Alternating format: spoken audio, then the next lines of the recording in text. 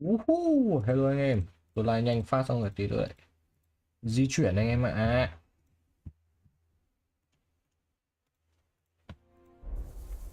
Nói chung hôm qua chúng ta đi đến chỗ kia và tìm được cái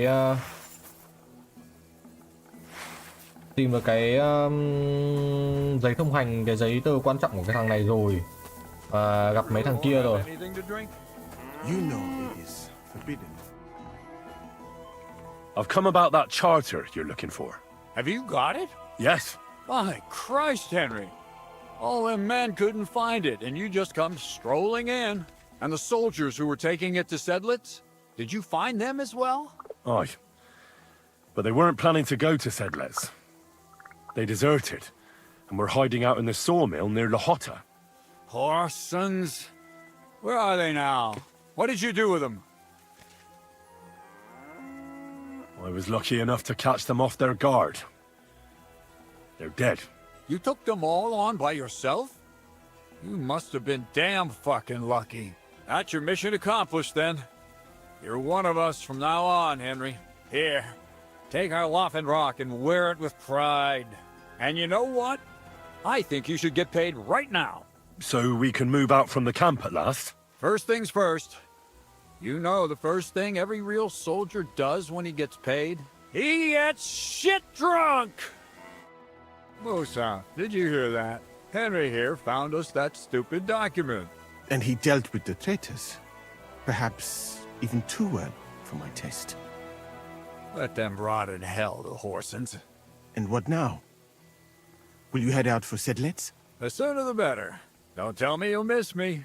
It is just that you have not finished telling me the story of George and the dragon. Really? All right, but telling a story like that needs a proper drink first. You too, Henry. Drink. As you command, sir. Lại mất To the rồi. Praggers. Long live the Praggers. Lại At mất last cái I don't have to drink bắp alone. rồi. Moose is not much of a drinking companion, see? Alcohol and gambling may have their uses, but they are also sinful. I mean, look at yourself. A man should have 4 humors in his body. You're no saint yourself. I've heard from the bathhouse wenches how you... Every creature is beautiful and noble, for Allah created them thus. You've got a way with words, I'll give you that. All the more reason I Anh cả tôi don't không hiểu sao không understand uống rượu why... chơi xúc I sắc. simply do. But I fucking do. So come on, Henry.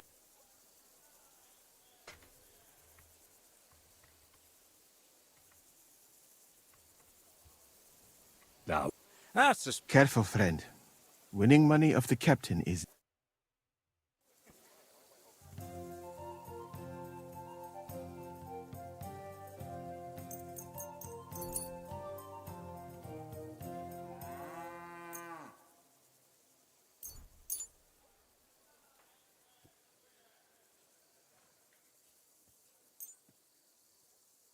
I'm seriously curious about you, lad. Chắc là chấp nhận thua nó một tí thôi.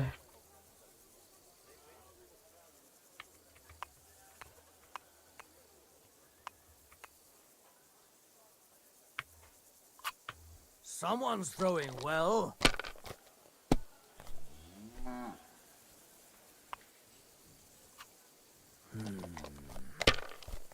Mẹ của tôi bây giờ kinh quá. These ones here. Anh kia cũng bảo là không nên thắng của thằng đội trưởng này, nên tôi nghĩ chắc là tôi cứ bỏ lượt thôi.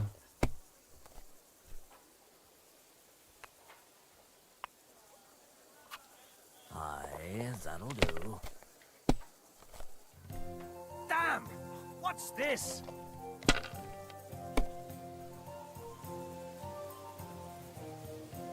Aren't those dice sad that you're just letting them sit there?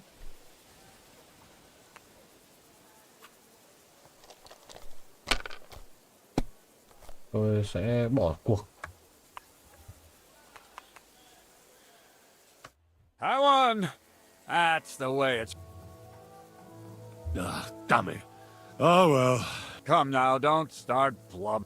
Now for a drink. Xong rồi tôi sẽ lại phải 3 ngày để cho nó hồi lại cái kia của tôi, trừ khi tôi uống với cái thằng đầu bòi này. 3 ngày của tôi, trời ơi. À.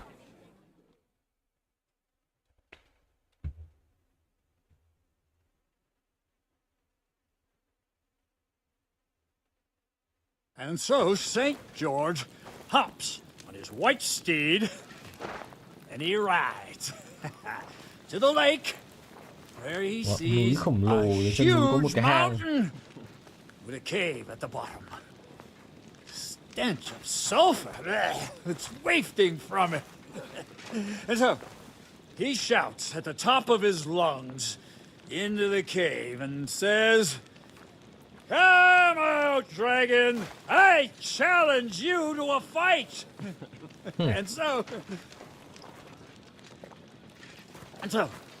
all of a sudden, the mountain moves, and massive dragon looks down at George and says, "Sir Knight, I accept your challenge, but why the fuck are you shouting up my arse?"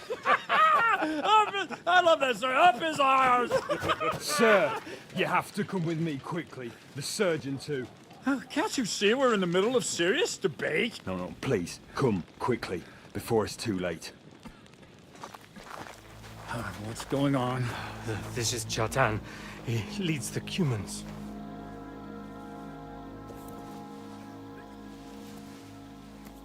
He has been stabbed. Tuts bezeni. Kitchen outdoors. Who did it? We will not get anything out of him in this state. We must get him to the infirmary before he bleeds to death. Someone, please explain to me. What the fuck is going on here? They said they just found him like this. These two, they were on guard in the tower, and out of the blue they heard a scream. When his men find out about this, we'll be lucky to not end up in the same position as him. We've got to move him quickly. He's in plain sight here. Quick, before it's too late. I'll help you with him. You two, go to the gate. Don't let anyone in. You got it? Mình thấy khẩu đại bác rồi.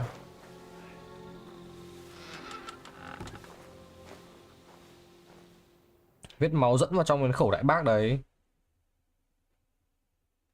What are your orders, Lord Barablaka? What do you... That never would have occurred to me. Này, đúng là may mắn của Don't tôi. make me mad. If your Đàn men ông had canh done gác their tử tế đâu ra sentry nỗi duty này. properly... I'll deal with Aldeburgh xử lý Raoul và don't you Radovan. worry. And now we have to do Bây giờ tôi something. phải làm gì đó. All right. You search this place, and I'll go to see Chertan in the infirmary. Right now? What good can you do there? Thả lại giấy giúp tôi Do tốt what I hơn said, chú. and don't concern yourself with me. Tôi bây giờ chỉ nó trái cả với tất cả. Gotta have.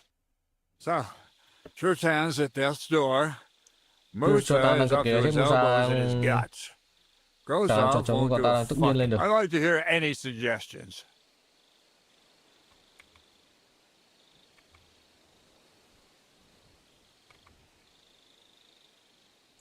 Phải đến Satlet để gặp Sigmund.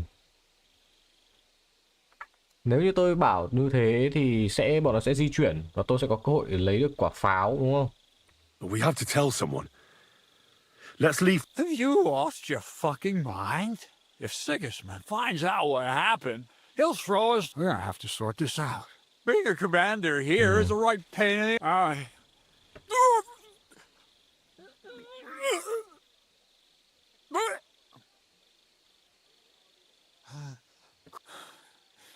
You know vào what, lên giải soldier? quyết. Cầm một ngọn đuốc lục sắc quanh đây đi. All right. Go and get some rest. What do you fucking mean, rest? I'm going to have a think. Sucking and drinking until we're all slaughtered. Sigismund wants us all hung, drawn, and sing my friend. We'll be gutted like piggies.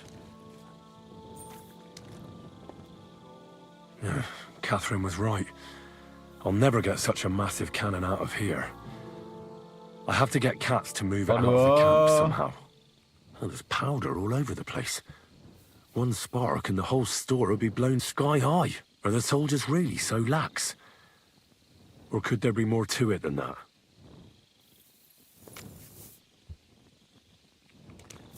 And the lock looks scratched. Maybe someone tried to get inside without a key. Was someone trying to steal something? Or perhaps I'm not the only one who's looking to make mischief here.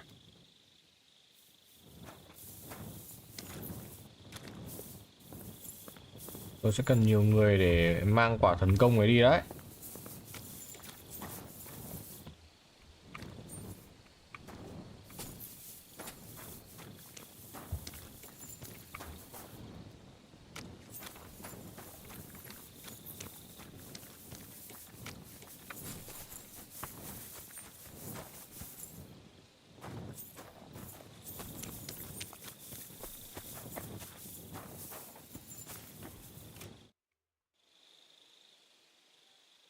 Right.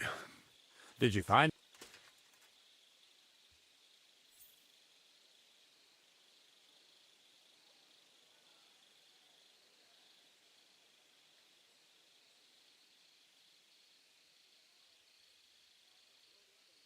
I've searched the place on all fours. Fuck. Are you trying? Let's hope Chertan can tell us something. Come on. Let's go and see if Moose is done with him yet.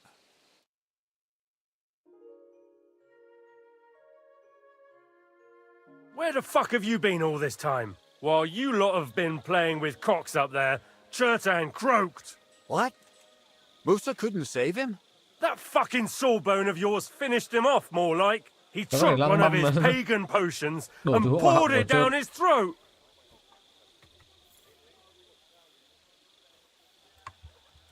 Why would Musa do something like that? You think he'd sit with us all evening like everything was fine, and then decide out of the blue to kill someone? Can someone explain what the fuck happened here? Chetan's dead. Not from his wounds. He was poisoned. Sir Grozav is right about that. But he could not be more wrong about the rest. How dare you, you foreign dog! Calm down, sir. Go on, Musa. When Chetan was brought here, he was bleeding heavily, and his wounds needed stitching. But he survived. Then I gave him Sau đó some tôi cho ông wine chút to rượu prepare để xử lý the vết treatment. thương. That is the Đây là usual quy trình rất procedure. bình thường. But what was not Nếu bất usual thường là đột nhiên hắn bắt đầu nôn ra máu rồi chết ngay sau đấy. and then he Thế ra died. có người bỏ độc vào rượu à?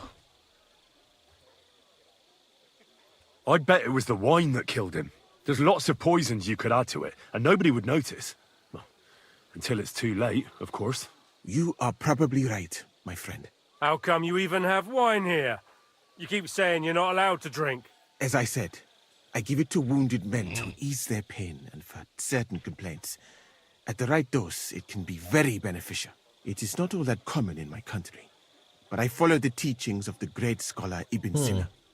You Christians know him Gọi as ông ấy là Avicenna. I Avicenna. tried other alcohol as Tôi well, đã thử các loại rượu khác but nhưng rượu drinking ông lại mead làm tiến makes my trình bệnh xấu patients đi. worse. Để cho uống bia If I thì hầu give như lúc them nào cũng bị beer, tiêu chảy. They almost always shit themselves. That's enough. Keep an eye on this fiend till I bring the guards. Wait, sir.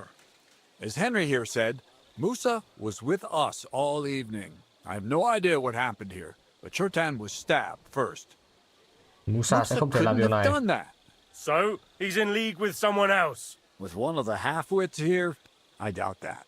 Are you sure you're not trying to cover for him? I beg your pardon. Don't try that on me. Để ông I Luther người know ta đã very biết tận well rõ ông you quan hệ and that tốt với tên foreigner ngoại are quốc đấy. best pals. I will happily take an oath. I may not be a nobleman like you, but that doesn't mean I don't have my honor. There's no way Musa is to blame. Even Even if he wanted wanted to kill Chertan, biết mọi he người must sẽ have nghi ngờ known người đầu that tiên. suspicion would fall on him first. Đúng The rồi. lad's right. Might I say a word about this matter? You can be glad you're not in irons. Please, sir, give me some time, and I will bring to you the real murderer. We won't leave this place until we clear this up. You have my word. So I'm supposed to let a murderer Phải go rồi. and put up with you in my camp meanwhile. Are you yanking my pizzle? But, sir, Silence! Musa will remain under guard in his tent. He will not speak to anyone until the Đó, royal ra từ justiciar Sedlet. arrives from Sedlets. You'll deal with him. And my advice to you two is to sit on your asses and twiddle your thumbs. Nếu tin tức về cái chết của Chotan lan ra, tình hình ở đây sẽ đến tồi tệ đối với tất cả chúng ta. Where do you think you're going, Henry? Cậu định đi đâu? Ở đây đi. And talk. What do you say to all this? Why did you I don't even know. Cậu nghe chuyện ngồi nghe ta kể với câu chuyện nhảm nhí với câu đồ nhạt nhẽo của ta. Người ở đây ta lâu rồi không nhận ra là hắn không giết thằng Chotan sao? Chúng ta phải giúp Musa. The most important thing is to help Musa somehow, I reckon. Chúng ta không thể để ông ấy để họ We chắc can't cổ let ông ấy them mà không hang có him. bằng chứng. Glad we see eye to eye on this. That's what I'd like to know. We have to find the real murderer as quickly as possible. Nhưng chẳng có ai muốn Well, cả. I know. Ta đâu phải thẩm phán hoàng gia. What is... He's a crown official who makes Quan sure chức the hoàng law gia is chịu trách enforced in this land. thi hành pháp luật đất nước, People catch người and giữ try all quyền bắt sorts giữ, of counterfeiters, xét xử rebels, tội phạm giả mạo nổi loạn và cả bọn sát nhân. Sigismund may not Chứ mình có have thể bổ appointed nhiệm. one yet. Nhưng ta nghe I've nói đã heard giao he's cho put Servitor của Steve in charge Steve. of this kind. And if that's true, Nếu Gorzov brings Gorzov him thực here, sự kéo we're hắn all tới in the đây thì ship. chúng ta sẽ coi như đều tiêu. Who is this Steve Steve a real big cheese, lad. He nắm owns quyền half of kiểm Upper soát nửa Hungary. vùng You don't Hungary, get that gây kind of dựng wealth cả by cơ ngơi như being vậy không thể là người yếu kind-hearted. mềm tốt bụng đâu, Trust ta cá luôn. You really don't have any idea what to do next. How could I? Chúng ta phải nói chuyện với Musa tìm hiểu chuyện But gì xảy ra. Grozov has him under... And there's no way I... Like, Ai you không tiếp cận được nhưng cậu có thể. Me? Who else? I need help. Tôi cần giúp một người có thể Someone I tin can tưởng, trust. người mà đã ngồi với ta cả buổi tối You nên spent chắc the chắn là whole không thể là evening nghi with phạm. me. You have to get rid Nên of phải the tìm cách guards đánh lạc hướng somehow. canh và Get tiếp them. cận Musa. All Tạo bao right. nhiêu thời gian? I'm not sure. Ta có thể Grozov viết will một bản most báo cáo likely xin write a và chẳng report bao to lâu nó sẽ Sigismund. gửi đến Sedlec. Then he has to decide what to do next, which Nghĩa means là thẩm phán sending the hoàng gia royal đây điều đó phải mất justiciar here. I'd say we have 2 ngày. All right. good idea. And Henry, be careful.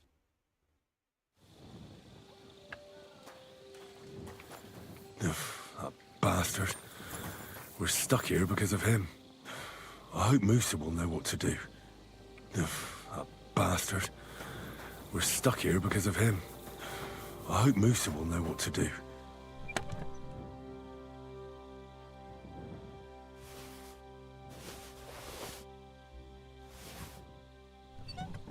Có cả sách về độc dược luôn mà.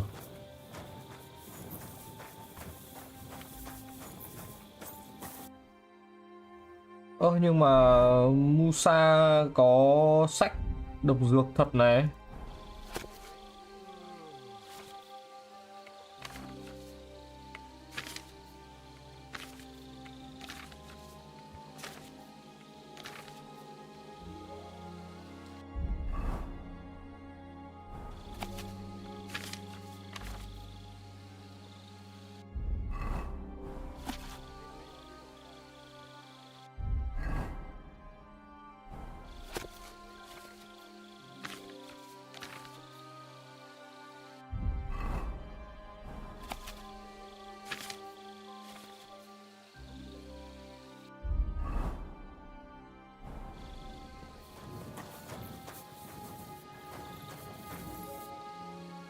That bastard. We're stuck here because of him. I hope Musa will know what to do.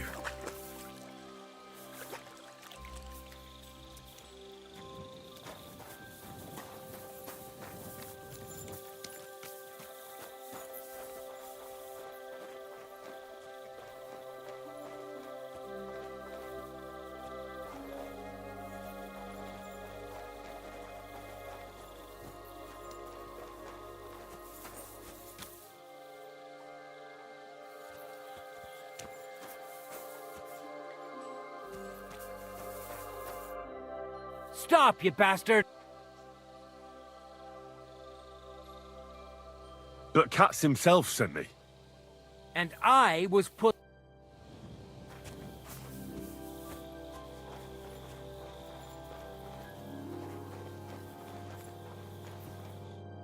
Henry? What are you doing here? Grozov said... Nah, to hell with Grozov. Katz believes you didn't do it. We have to clear your name somehow. I truly appreciate that. Nhưng có thể thực I hiện am không? not sure that is possible. Tinja Sireye, Mena Mena Sireye. What? It is a proverb from my country. Con đường dẫn đến sự It thật means luôn the luôn road còn to nghèo và truth. chông gai. We'll straighten them all out, don't worry. But I'm gonna need your help.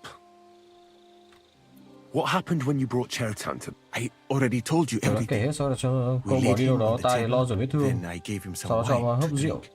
Đùng một cái hắn He bắt đầu co giật suddenly began rồi to ọc lên cả shake vũng máu. soon Ngay sau đó after. hắn đi What happened next? Then the noble lord of Borumlaka arrived. xuất hiện nổi trận linh đình.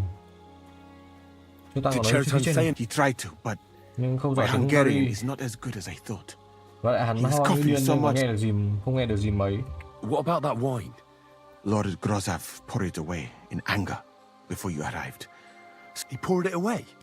Trong khi But it could have chúng ta helped thứ us. rượu chính là bằng chứng. Evidence that here in Bohemia you will drink even vinegar. It smelled and looked the same as always. Trừ Except perhaps it was Hơi a vận little dụng. more cloudy. Where was the wine from? A bathhouse maid brought it to me cô đào along tắm with mang my đến clean với quần áo laundry. là sạch, trông cũng xinh, A tóc very đen. pretty girl. Black hair, nicely built. Catherine, I think she's called. Catherine. Catherine. Absolutely. Ta không nghĩ But cô ấy I là hung doubt thủ. that she was mixed up in Đâu chỉ có this. chưa ta, có nhiều kẻ khác cũng uống rượu Just vang that vào the hôm nay. wine must have been poisoned here, in my infirmary. All right. I have done some thinking about that. After all, the best thing would be to investigate the Dùng poison. ra là chất độc. Every Mỗi poison loại has ta different gọi độc có tác effects. dụng khác nhau, có thể One làm makes rụng your sạch hair tóc, có thể fall lật out. tung ruột If we gan. discover what poison was Chúng ta used tìm to một cái kill độc Chertan, gì sử dụng để giết cha We just tan have to thì find it. có thể sẽ lấy được không? How could... that is not hard. I Xem examined thi the thể dead dấu body. vết của độc dược rồi I chiều find chiều the những loại chất độc symptoms đã that được ghi is- chép.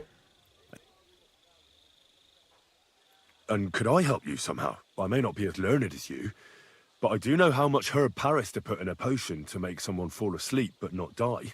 Excellent, my friend. Maybe we can manage this together. The first thing to do is to go to Đến Chertan's chưa tan corpse kiểm tra and kỹ. examine. You must remember everything that looks in the infirmary. Trong bệnh You'll phá find hòm a có chest. sách ghi chép độc dược. Take from it. You can read. I hope. Aye, pretty well. Excellent. The chest is locked. You have a... I bought it on my way here. In Ta đã mang ở Moravia. đến đây ở Moravia, chưa I có have gia not đình yet nghiên had cứu nó hoàn time, chỉnh. but please. Dự kiến chuyện này nếu để lộ ra cho du khách đó, coi như là chúc họa bản thân đấy. Right. Examine... Này có Who nghĩ do ai you không? think killed Chertan? I have no idea. Chẳng But đi đến who đâu do cả. you think is the prime?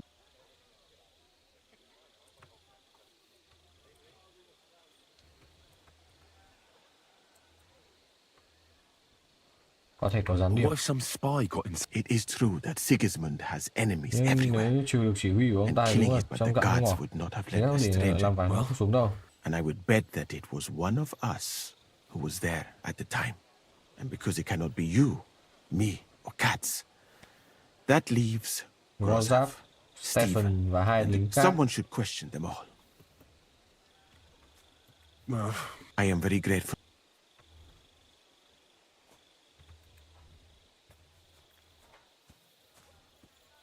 what if we forgot about finding the murderer, and I just helped you escape?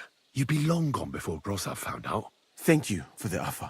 Nhưng nhớ đi một dạng này trốn đằng trời ở cái xứ My này có appearance is nào a đủ little, kia ta núp and không? even if I did get away by some miracle, they Thì would cậu với Kat punish cũng sẽ dẫn đủ. you and Kat.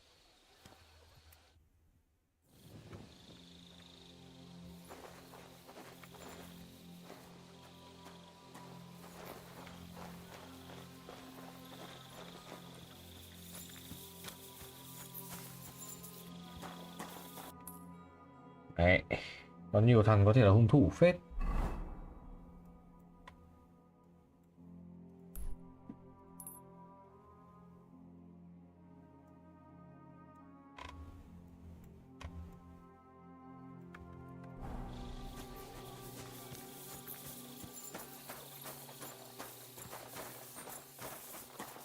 What a night.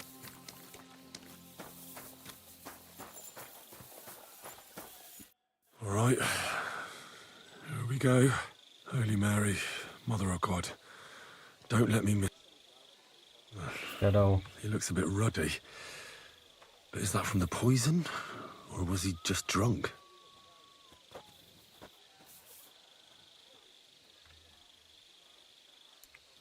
I can't see anything strange here. Không vết No bầm, môi không bruises rách. or broken lips. No signs of poisoning. Oh, what a stench. He coughed up some blood, all right. Nhưng có He vẻ also cũng threw nôn his tùm guts lum up. nữa. Thế là không chỉ việc nôn ra máu, nôn rất There's no nhiều. way I'm examining that. That's a nasty wound. I almost feel sorry for Cherton. But why would someone kill him in the Người ta most lại muốn giết heavily hắn trong guarded trại ngay part một of nơi the được camp, phép phòng vật thay vì instead dụ of hắn ra trying to lure ngoài. him outside? His belly's hacked to ribbons. Who could have butchered him like that, for God's sake?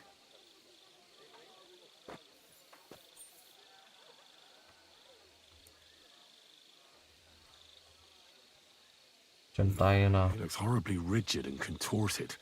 Thân thể co giật như quỷ nhập, chắc chắn nó chết sau một cơn động kinh.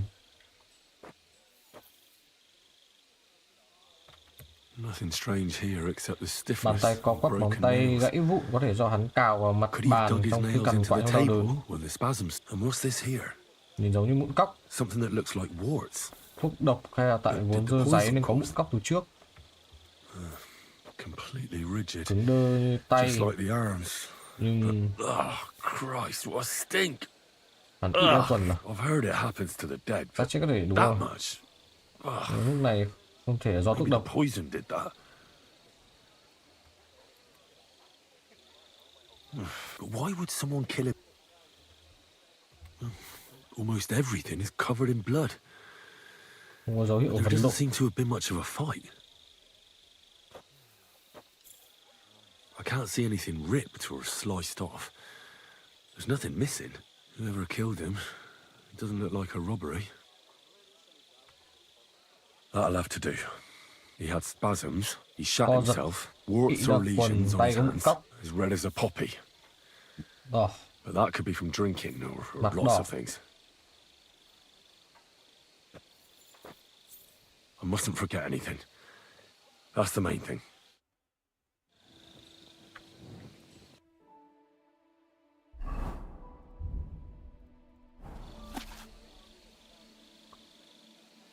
người chết người mặc phổ biến ở Bohemia và Áo.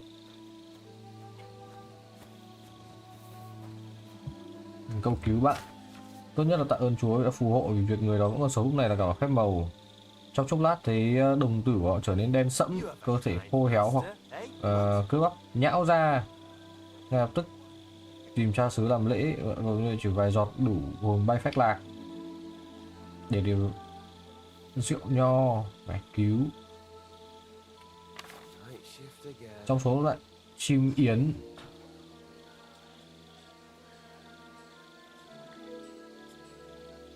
Đầu hoặc vòng cổ nạn nhân là đủ.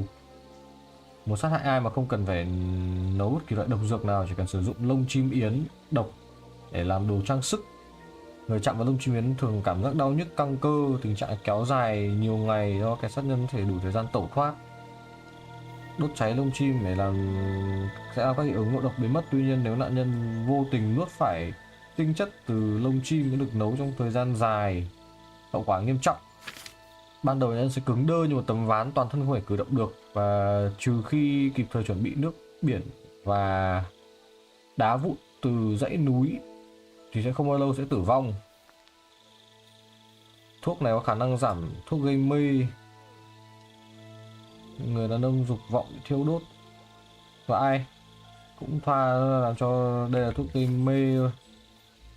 Để điều chế thuốc này cần rượu mạnh, một nắm cây nữ lang.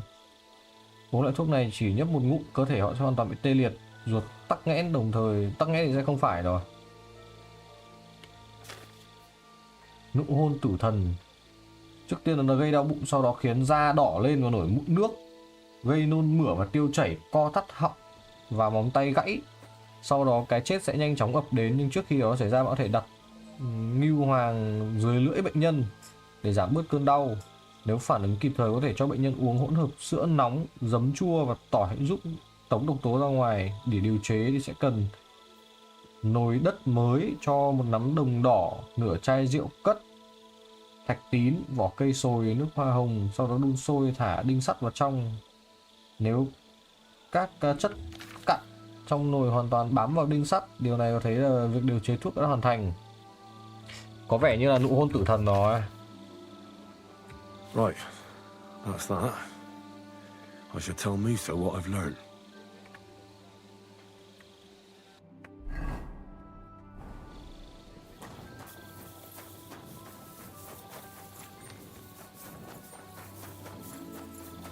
Ngoài ra xuống cặp kết linh pháp. Easy, good horse.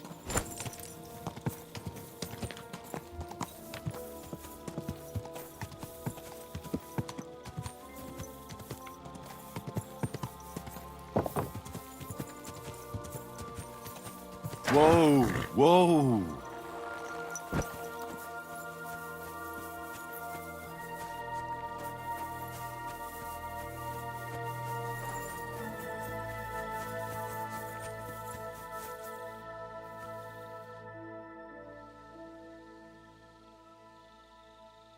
We have to talk. I hope it's important. The less we're seen together, the better. Oh, you bet it's important. Someone poisoned Chertan, Có the thằng vừa đầu Cuman's độc commander. Cuman. All right, that is bad. Damn it! You're not involved in this, are you? No. But I have to find the murderer. Kat said he won't set off for Sedlets until it's cleared up. That old sod. He's never gonna get off that lazy arse of his.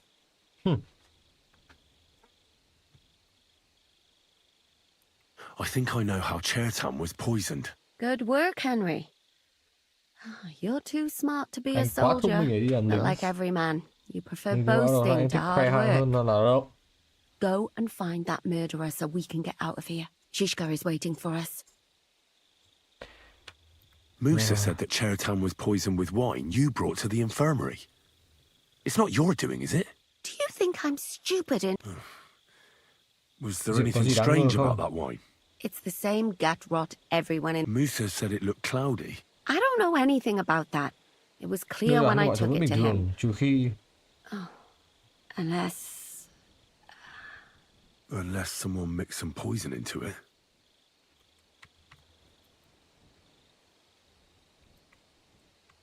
Well,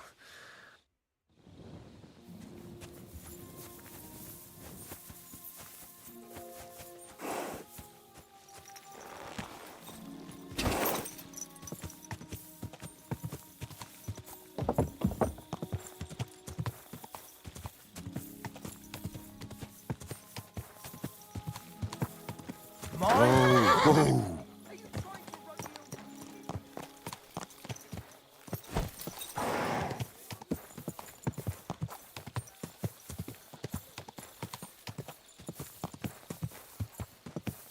Whoa!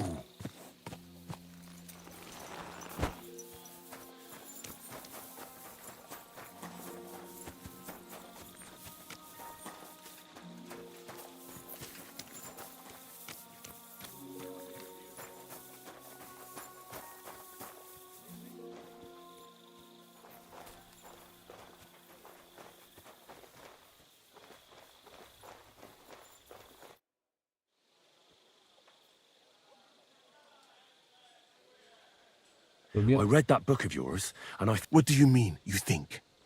Do you know or not? Nụ hôn tử The thần. potion is called Kiss of Death. It causes vomiting, cramps, boils, and rapid death. This name means nothing to me. I suppose I did not get that far in the book. But if you think the symptoms are the same, I will believe you. Are you sure it was that poison? Were there not more in the book? Chắc chắn là Absolutely certain. The murderer couldn't have used anything else. All right. I have no choice but to believe you. Now, we can only hope that the murderer has not had time to get rid of the evidence. I better start searching fast, hadn't I? You said that the suspects are Grozav, Crow, Crow and và the hai two lính canh. guards. Wait a moment. Có một chuyện tôi phải kể cho cậu nghe. Something I must tell you. Of course. Go on. First, you should know that I am grateful for Ta what rất you biết are ơn doing. cậu. Were it Nếu cậu not for không your đào với vụ investigation, này thì có khi đã chết but rồi. Nhưng ta I vẫn have suy been nghĩ như thinking cậu đã about nói. what you said. Rất có thể đứng sau án mạng này là Some một gián điệp. spy is most Là một likely gián điệp behind giật the dây. murder. I do not intend to accuse anyone, of course. Chúng ta I còn đang bị myself kề dao vào haven't. cổ. It is all Nhưng dù vậy, strange, tất cả đều thật lạ. People have just been Cái sitting kẻ around cứng ở đây for suốt bao nhiêu months tháng trời here, thế mà cậu vừa xuất hiện là mọi and thứ all of đổi a chiều ngay lập sudden tức. you turn up, and everything is turned upside down. Well, that's a good thing, isn't it? Tell me the truth. Nói thật đi với ta đi anh Who bạn. are you? Cậu thực sự là ai? Really?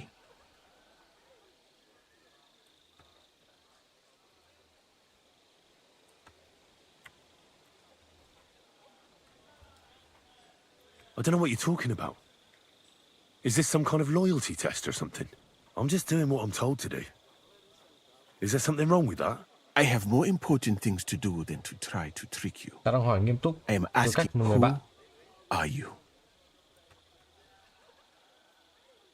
All right. I'll try to trust you. Maybe I'm not King Sigismund's most ardent supporter. I knew it. I could tell straight away that you Nhìn were sơ qua tôi biết ngay cleverer cậu than thông minh hơn đám đầu others đất in trong this cái trại này mà. You're pleased? Ngài thấy vui Aren't sao? you a Không phải courtier of his? ngài là thị thần của It hắn was nữa. not my first choice. Đó phải lựa chọn đầu Or tiên do của you ta. think I Cậu long nghĩ to ta tự nguyện spend chôn half xác trong my cái lều rách này life chắc? in some dirty tent? Chuyện đã xảy ra giữa ngài How và did you Sigmund. come to be in Sigismund's court? That is a Câu chuyện long thì dài story. nhưng ta từng phục vụ I Sultan once, Burzib. although the Osmans Mặc are dù not người that Ottoman không phải lúc welcome to nào my people, cũng giang tay đón nhận The Sultan at the đồng time hương của ta, received nhưng envoys Sultan from hồi đó all tiếp over the world. sứ thần khắp nơi trên thế so I giới, was useful. nên ta vẫn được But trọng soon dụng. after, Nhưng we found rồi cuộc ourselves at chiến war. với quân Hoàng Timur Kim Timur nổ and his ra golden và horn. tình thế thay đổi hoàn toàn. Luckily, that is, May cho ta lúc luckily đó for sứ me, thần Sigmund it đã was diện around kiến then Sultan that Sigismund's messenger came to see the Sultan. And I managed to và persuade rồi the ta xoay Sultan sở to thuyết send phục me to được Hungary as a được goodwill Đức gesture. Sultan cử đến I am Hungary. sure you Tôi cho understand thấy cảm giác đó. that I did not Ai mà want to wait for muốn để Timur's savages bọn to mọi cut dợ my tim head nó off. chặt đầu mình chứ. But let us just say that Nhưng cái chức King vụ mà Sigmund giao cho ta chả xứng did đáng not với show địa me vị the thực sự của ta chút nào. respect my position is worthy of. Instead of making Tưởng me đâu được his làm cố vấn hay là ngự y cho nhà vua, ai dè bị giống ra một cái he xó sent me này. here.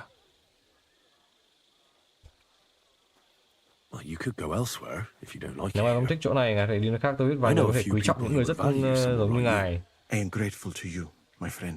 Nhưng ta phải từ chối. But I Cậu must biết vì sao ta lăn refuse. lộn bao nhiêu năm vẫn sống nhân răng I không? have had many experiences in life and come out of them alive. And do you know why? Because I Bởi vì am ta a là một total kẻ nhát coward. cái ở trong trứng nước. And not Và just ta that, còn tự hào về điều đó nữa. I am duly proud of it.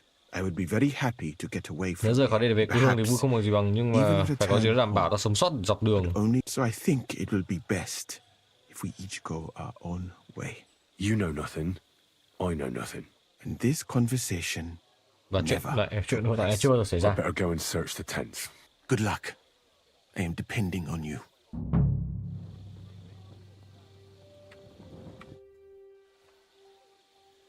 A knight held captive here died recently. Peter of Sukatleski. Do you Mày know? nghe chuyện này không? Yes, but if they'd let me treat him, Nếu họ để ta chữa trị cho hắn thì có thể đáng lẽ ta đã cứu được hắn rồi. What was wrong with him? I only saw him very briefly. Nếu But là it tình was hình họ, obvious he was pale. His eyes đỏ. were bloodshot. hành vi của hắn He có was vẻ acting like he had been hit very hard on the head. hắn đã bị So it đánh vào đầu really rất was là illness nặng. that killed him then. Well, partly. Coi như là vậy, chủ yếu But là do sự mostly lơ là it was người negligence. coi thường mạng sống của lũ kia. Họ cấm ngài chữa trị à? Did they forbid you from treating? No, not Thế nhưng mà không trực directly tiếp, tuy anyway. nhiên họ đã nói rõ ta phải Let ưu tiên us chữa trị say cho they- thương binh của nhà vua, mà số And thương that binh is- thì cứ Well, để there quên hasn't mất. been a battle for some time. Exactly. Nhưng chúng rảnh rỗi quá nên bắt đầu uống rượu gây sự So they get đánh drunk, gãy răng nhau hoặc là bị knock treo each lơ other's lửng teeth làm cho out bệnh of bạ như strand. là tắm. Lúc ấy Are you certain that night? Only Allah can cure. I can lessen their pain, có thể làm dịu put cơn them đau, into a giúp họ deep sleep ngủ or sâu hoặc such. thực hiện các But biện who am pháp. I to decide whether Còn or việc not the có tái pain phát hay không thì will đó return, là or if they will wake họ up có thể from tỉnh their lại từ sleep. giấc I ngủ do hay không have thì ta không plenty biết. of experience, though. Tuy nhiên ta có kinh nghiệm And nhưng I cũng không thể think I phán đoán can được cơ hội ai recognize sống ai it. không. Thank you.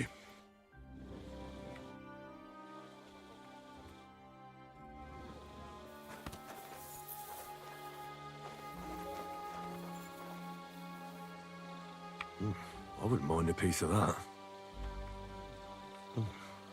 Weaving something like that must have been one hell of a job. For pain, exhaustion, fever, all healing remedies. Beautiful, but empty. No poison.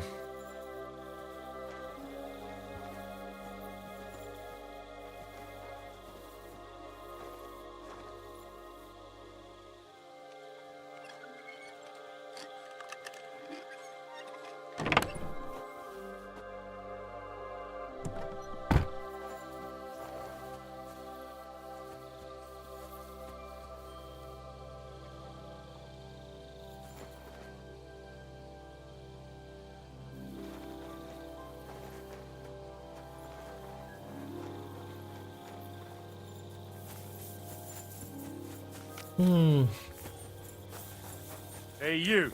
Have you done something I should know about? Greetings. I'm glad we have people like you keeping watch after dusk. My respects.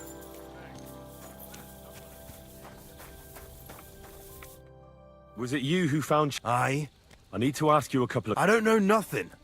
Nó không làm gì sai cả. You really didn't see anything?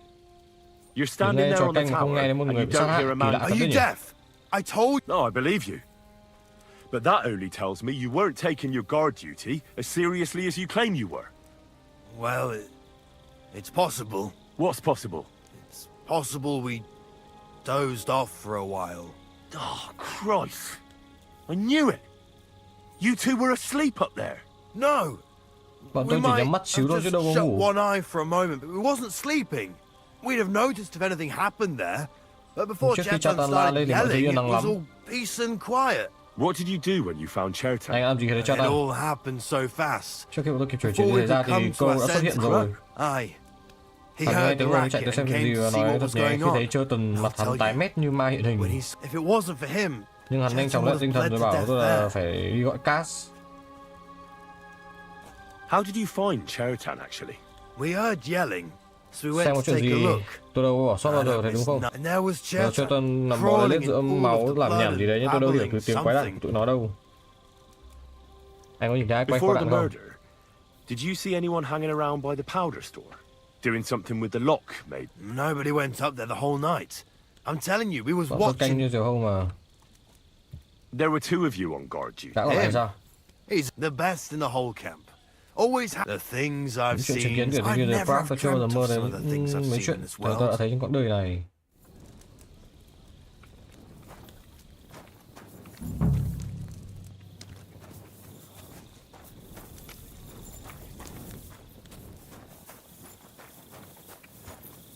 He's the camp commander, but it looks like a pauper lives here.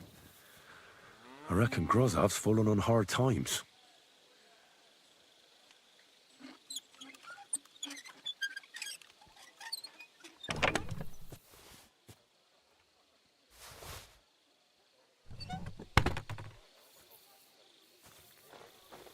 How could anyone drink all this?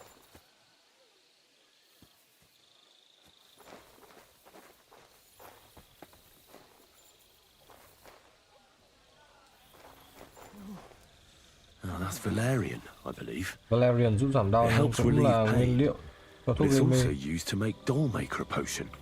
But Chertan was poisoned with Kiss of Death. Or was he?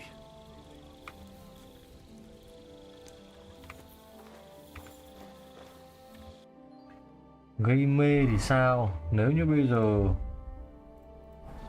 nó bị đầu độc bằng thuốc gây mê thì triệu chứng sẽ như thế nào? Đây. Chỉ nhấp một ngụm cơ thể hoàn toàn tê liệt, ruột bị tắc nghẽn sẽ không thể ấy được. Đồng thời tạm thời bị mù. Trừ khi cơ thể suy yếu hoặc là một dạ dày khỏe mạnh để có thể tự hồi phục ngay khi loại thuốc phiền phức này phát huy tác dụng.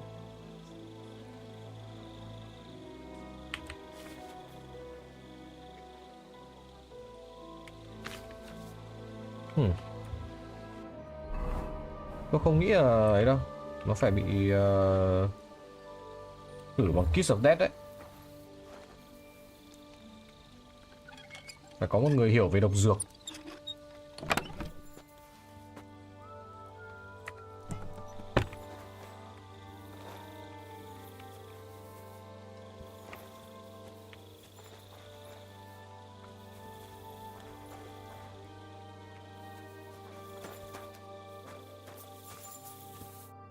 Could we talk about... Why?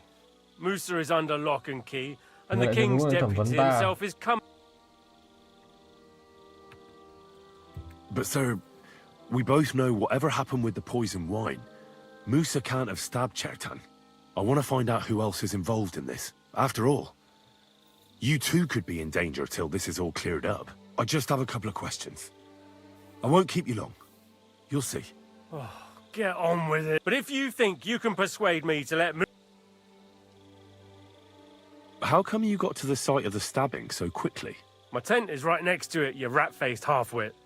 I heard Chertan yelling and I went to... Did you notice anything strange? Like what, a stabbed man? Maybe you saw someone acting strangely around there? No. Không I gave ai a có clear quyền order that bén mảng ở nobody... đây. Is there anything else? Or can I... Were you there when Chertan... No, not at that moment. When Khi I tới thì cha arrived, ta đã chết rồi, một Chertan sai was bên đó already mặt dead. mày trắng bệch như xác chết, Well, paler than usual. tái hơn bình thường. Had Chertan been behaving? No more than usual. Did he mention having any conflicts with anyone? Những I người don't chúng know ta, how you imagine it, nhưng but bọn we ta ở đây don't không hòa thuận mấy exactly. đâu. Nào có nghi ngờ Do ai you không? know anyone who might want to kill Chertan? Who wouldn't? Ai mà không ghét hắn được He chứ, was hắn a đúng là người smug, kiêu căng lao ill man. lếu. Though I have to admit, I'm Dù là nó thật, ta surprised bất it ngờ was the về tên sawbones Musa y who sĩ killed him. Musa lại là kẻ ra How tay. could he have? He was with me Ngồi and với tôi Katz. thôi. So he was in league with someone. I took a look at the powder store where someone forced the lock and moved the... What's that got to do with me? It almost looks like someone went there to... What the fuck are you trying to... It's just that Katz is in charge of the powder, and he's bound to be interested. And I'm sure he wouldn't be happy if I told him I didn't ask you. Then he'd have to do the asking. And that would probably annoy him plenty. All right Được then. rồi, có một chuyện mà ta There's nghĩ người something cũng I nên biết. suppose you should know. I like to gamble Thỉnh thoảng now ta and thích chơi again. xúc sắc. And it's Đúng true, là I chẳng may mắn gì don't mấy nhưng have trộm cắp của much ta. luck. But Nhưng stealing... trộm cắp á, ta là quý tộc đấy. just because I had to Chỉ vì ta sell phải bán off bớt a vài few mảnh đất pieces of mà bọn land. trong triều xem ta Everyone như at ủi. court treats me So why would Sigismund put you in charge? as Như punishment. một hình phạt ấy, mắc kẹt ở cái Stuck chốn here đầy rác with rưởi, all lương this thực cạn riffraff, dần, lương bổng chẳng thấy đâu mà lại còn chán phát điên. A nice recipe Đúng là một for nơi trouble. tuyệt vời để gây And that's tối, gây just rối. what that Và chính royal mấy thằng horse khốn son hoàng is gia ấy counting lại on. trông chờ điều này, chúng chỉ mong xảy ra chuyện để Can't wait till chúng something có thể đổ goes hết wrong tội lên here đầu so he ta. can blame me for it. Ờ, vậy là ngài chẳng biết gì chuyện thuốc xoắn. Nothing. And Và you ngươi cũng don't đừng know anything tưởng about ngươi me. biết gì về Got ta, hiểu that? chưa? Hé ra một lời thôi, One ngươi word. phải hận đấy.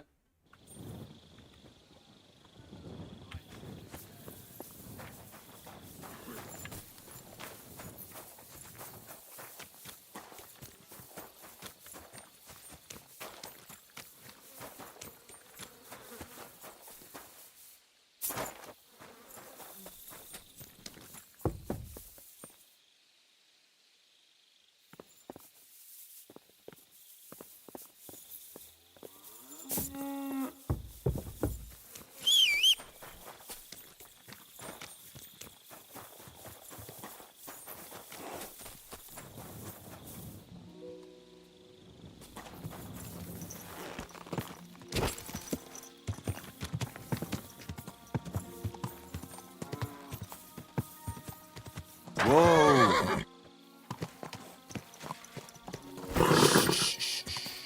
Easy, good horse.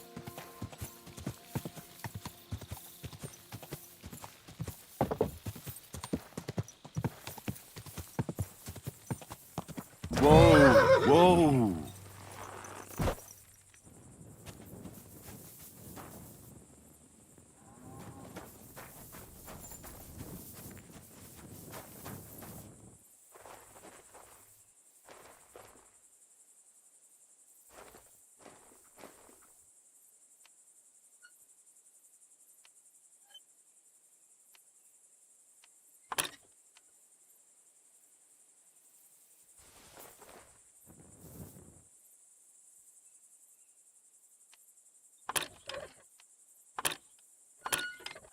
That fella, he's the one.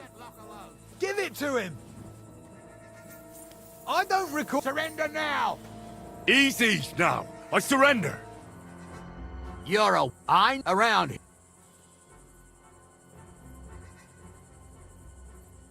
All right, all right. Well, this is all right, but I don't want to see...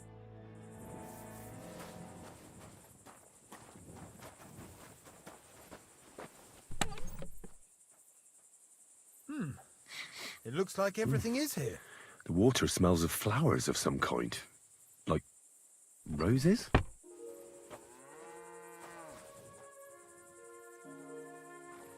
Oak. And dry as a bone. Nails. Đinh nghe rồi. Is Crow planning on building a cottage instead of a tent? But they're covered in some kind of dirt. Hold on. Nails, rosewater, oak bark. They're all used to brew Kiss of Death.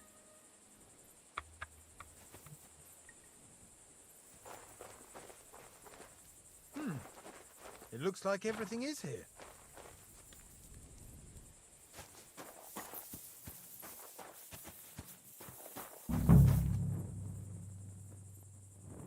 Well, I doubt that pair of drunks could have killed Cheriton even if they wanted to. Just a broom. Ugh, stinks of vomit.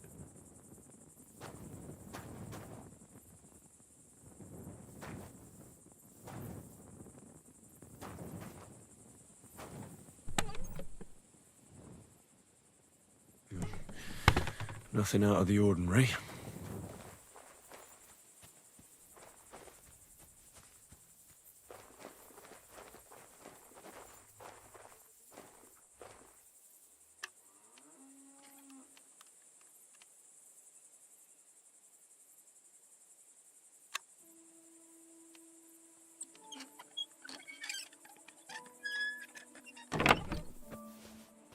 Where the hell did a common soldier get so much money? Something stinks here.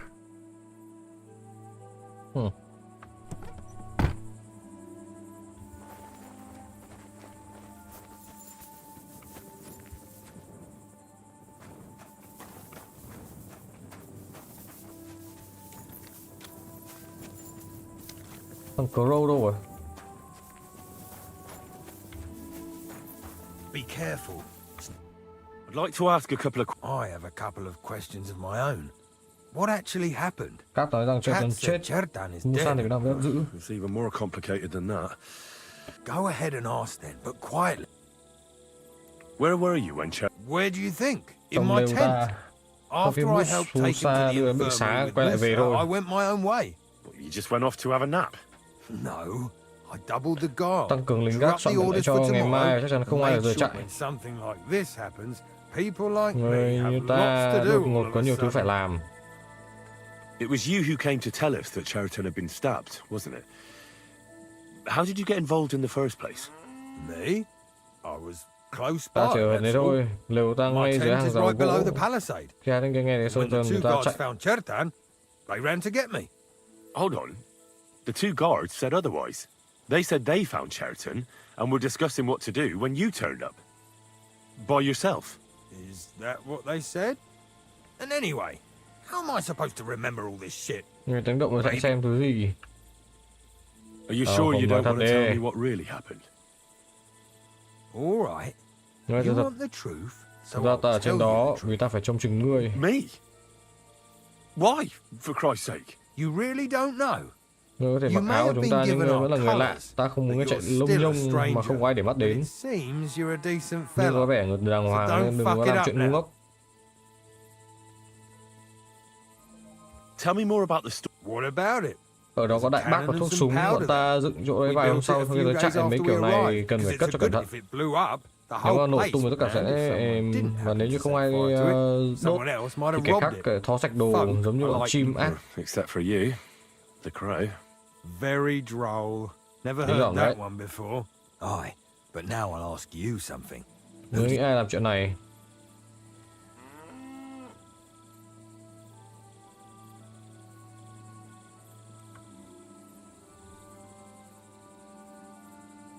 Yeah, I've no... You can't... Who has the key to the ammunition store? I don't know. Cats and Groz have for sure, but I've Đó, no thì idea có if tem riêng ta anyone không else... nằm về thứ đó. I've been doing a lot of thinking about Cheriton's murder. What's that got to do? Well, it's just that I found a couple of interesting things in your tent. Isn't there something you should tell me? No, and get off my back. Ông không cần phải sợ Calm tôi. down. If I wanted to snitch on you, I'd go straight to Katz without bothering to ask you any questions. Well, let's say you might have a point. What was it you said? You know something about the murder, don't you? Maybe a little. Hello anh em I Pen. don't want word to get out, all right? Why would anyone kill Ai Cheriton muốn giết anyway? Cheriton? Maybe it wasn't about Cheriton. Có khi ai đó làm chuyện gì đó trong kho đạn rồi cho tần tình cờ xuất hiện nên hắn buộc phải chết. So we had to kill him. In the ammunition store. Ai mẹ What mò would đấy Trying to blow it sky high. What? muốn làm chúng nổ tung, What good would that do anyone? It might make him very rich.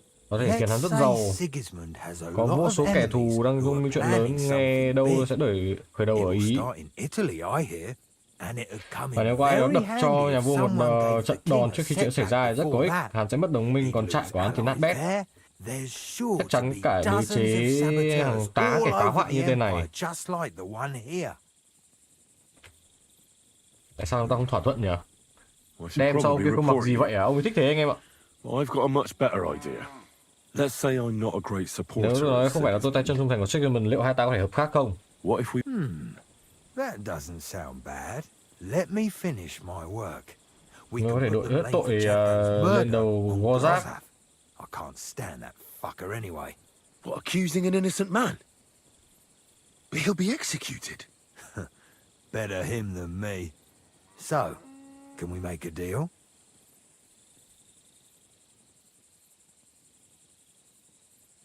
Thằng này nó muốn nổ, nó muốn phá hủy cái đại pháo, mà tôi thì tôi vẫn cần cái đại pháo. Nếu tôi từ What chối if I sao? refuse? It's a bit late for that now. I have a poisonous plant here. Take it and put it in the chest in Grozav's tent. At the trial, we'll say he used it to poison Chertan. And if you don't want to end up like Chertan, you do well not to mention me to anyone. Is that clear?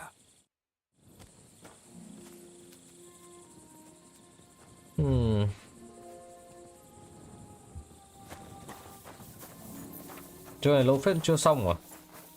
Chưa anh em ạ.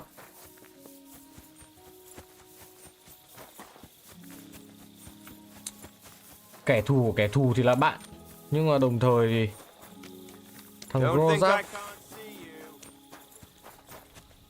Grozap nó cũng là không phải là một người xấu.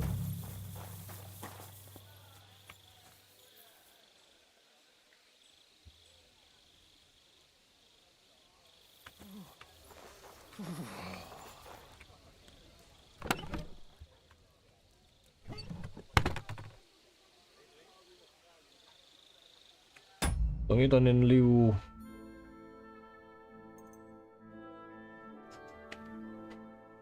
làm bạn xong rồi quay ra cắn nhau tiếp thôi à?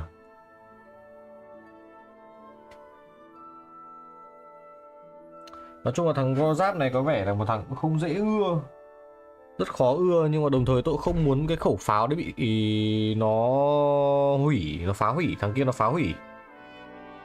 Tôi cần nó được chuyển đi.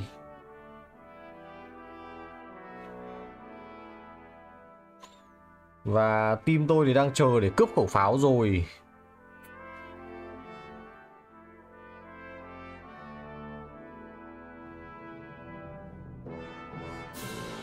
Nhưng mà đồng thời đúng rồi đấy, kẻ thù của kẻ thù thì nó vẫn có thể là bạn. Khó nhỉ. Tôi nghĩ là tôi sẽ không ấy thằng này, mà tôi sẽ đi báo cáo với... Nhưng mà tôi nghĩ là tôi nên lưu. Tôi đang không muốn uống rượu. Tôi uống rượu cứu thế thì tôi lại phải chờ. Nhưng thôi được rồi, đủ ấy đi cho nhanh.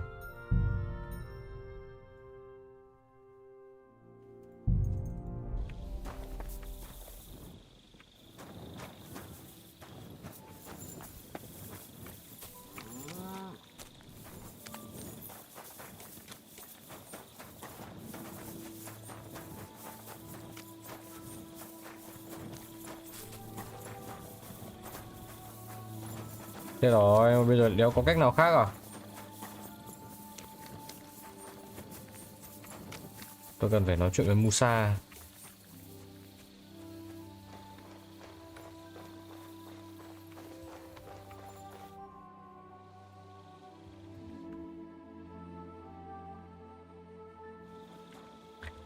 Hoặc là đơn giản tôi có thể điệp viên 2 mang được mà đúng không?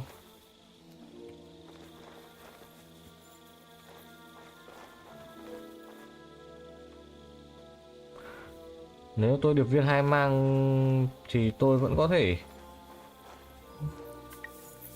cho cả hai thằng cùng ra đi. What are you doing here? 2 mang là sự lựa chọn an toàn nhất, là thì bây giờ tôi vẫn đang 2 mang rồi, mà bây giờ không khác gì là tôi đang kiểu, nó phải giống như kiểu là tôi đang 3 mang hơn là 2 mang.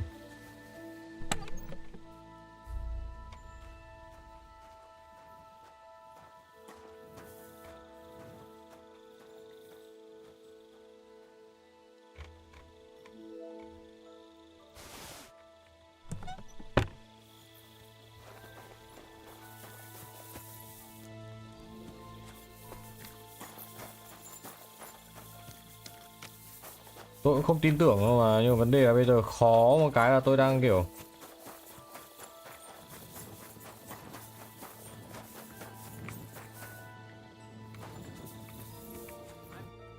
Greetings.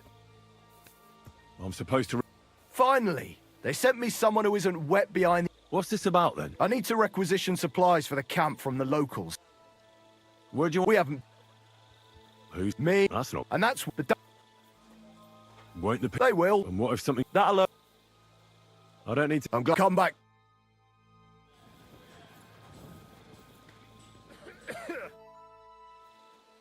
What? I'm glad to hear it. But it's to come back tomorrow. The sooner the better. có nhiệm vụ phụ ở đây, tôi không biết đây là nhiệm vụ phụ hay là ấy.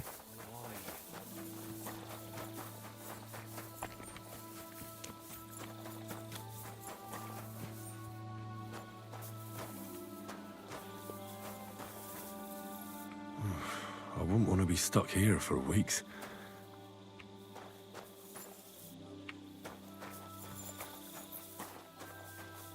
Still, it's crazy. Slicing people open. Anh Sơn vui vẻ em đi ăn này, ok anh em ơi. Bye anh em nhá.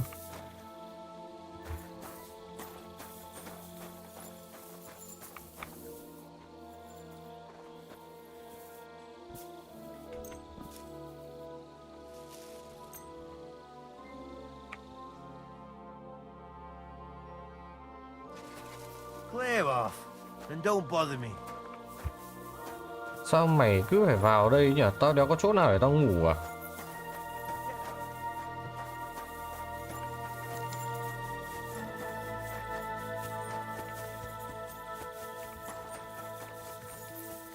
Tôi đoán tôi có thể ngủ trong này sẽ không có ai đi tuần.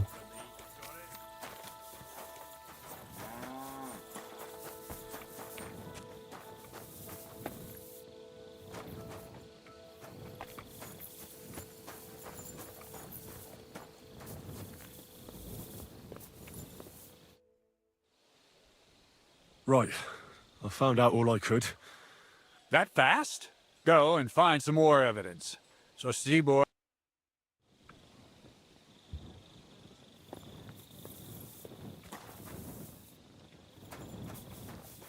Đây tôi chỉ có thể ngồi, tôi không thể ngủ. Tôi phải tìm một cái lều đấy tôi có thể đặt lưng được. Có thể chính ở đây.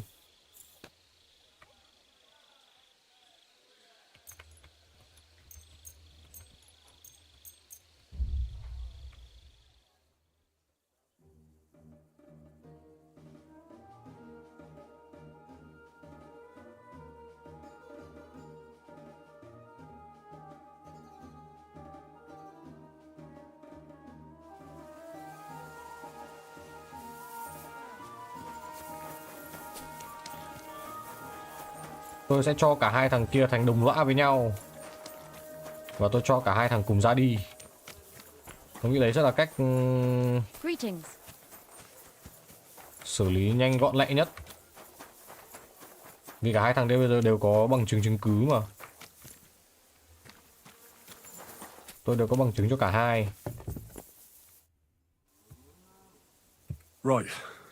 My word, you're bristling with confidence. In the meantime...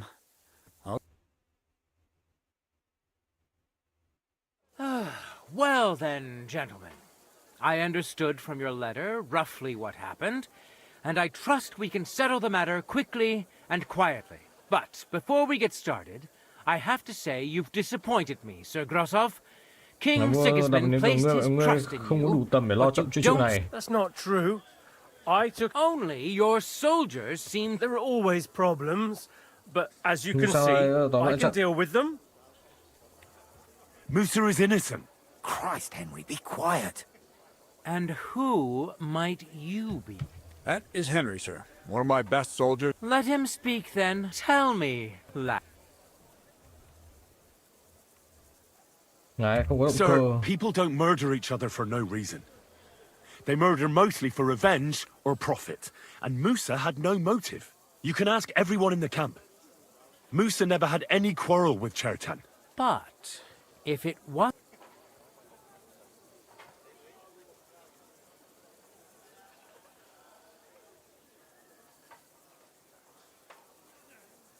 Tôi không được chọn cả hai à?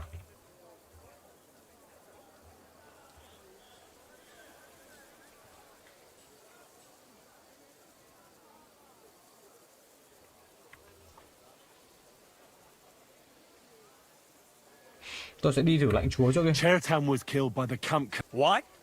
You scum! How dare you? Silence! You aren't going to let this peasant insult me. That can wait. And start at the beginning.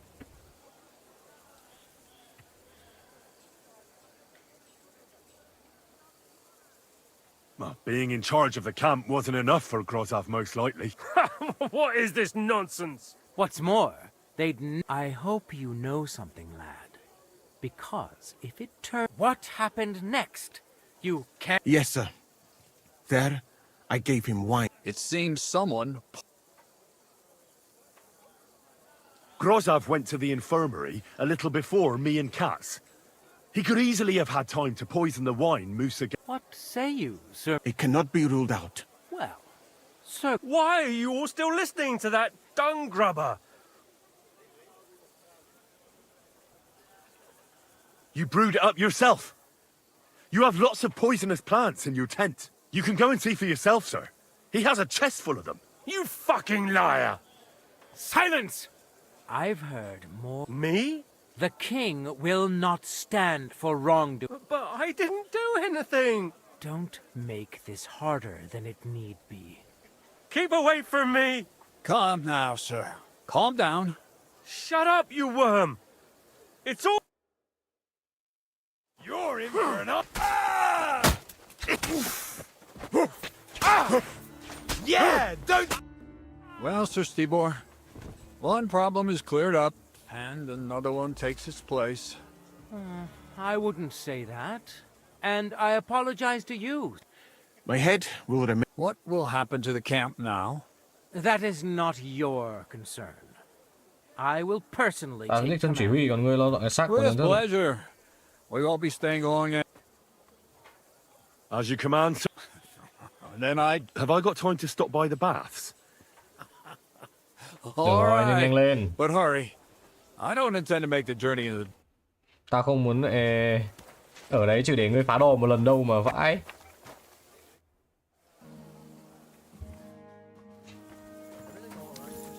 Mất đi một thằng tướng. Và có vẻ như là chúng ta sẽ được di chuyển.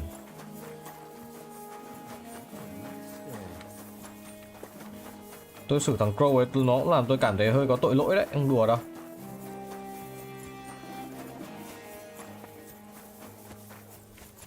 Shit, wrong way.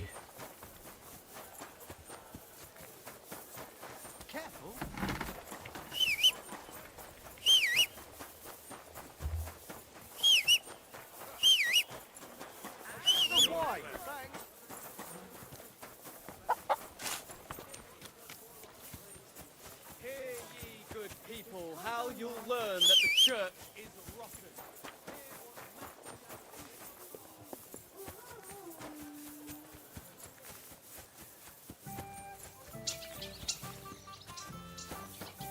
Goody. It's happening. The Praggers are leaving for Sedlets. At last, Tell Zizka everything. I will. But be careful once it all starts. I wouldn't want dry...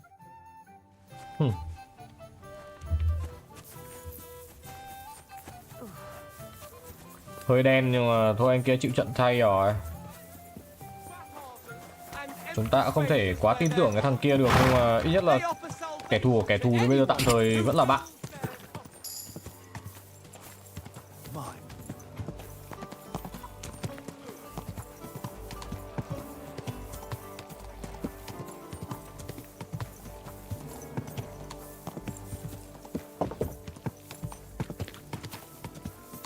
Whoa! All right, I'm ready. The son of the deserters. But really, I can't imagine how I'm going to explain to the king that Sir... Well, maybe it won't be so bad, and Sir Stibor will back you up. Chứ mình không thích vô giáp lắm. Just he can't say it Không, openly anh không thể because the other trình bỏ lập nobles trường vì wouldn't điều đó like sẽ it. khiến các quý tộc khác bất mãn. Kệ đi. Let's leave it be Các bạn now. lên đường lúc trời Then tối. let's...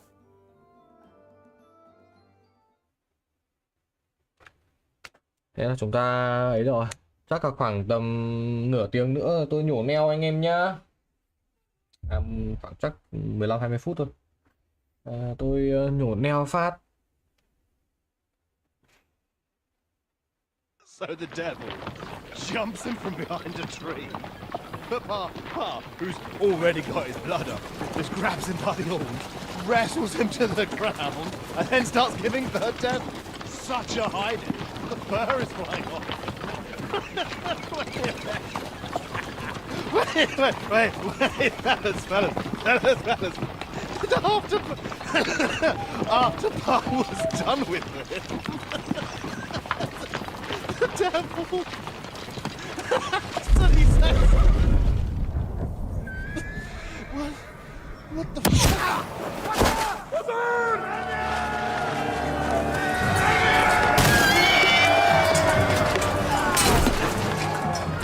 Sổ Kamuyaka. Đấm vắt ngất luôn mà. Henry kinh ấy chứ. Henry quay sang kiểu một đấm đi, lệch mỏ ngay mà.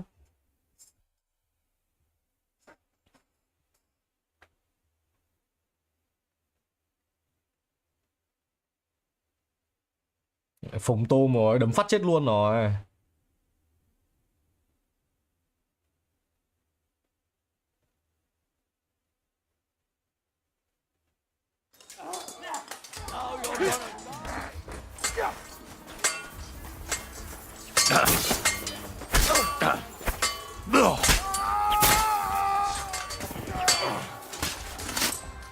Shot your skull. Hey, smash his face in!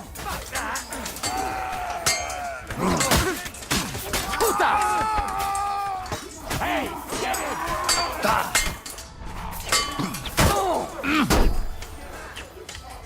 Bad luck! Taste my steel! A death for a death. Slice him up!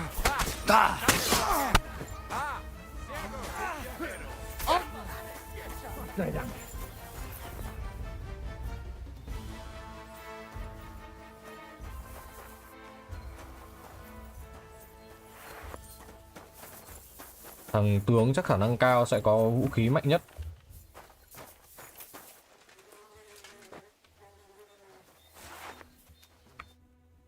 You fucking... Calm down, or you'll faint again. You've lost a lot of blood. Bình tĩnh lại đi. What now? What are you going to do with me?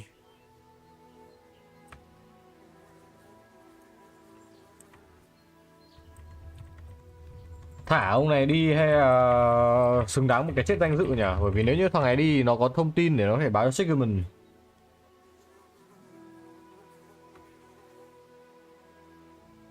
Kế hoạch đang trôi vào cái việc là phải xử lý ấy, nên là nếu mà theo như tôi mà đang theo như cái kiểu của suy nghĩ của Henry bây giờ ấy, đặt mình vào nhân vật ấy, thì khả năng cao không thể để ông ấy đi được. Để ông ấy đi rất có thể ông ấy sẽ báo cho thằng Sigmund và nó có thể làm kế hoạch đổ bể.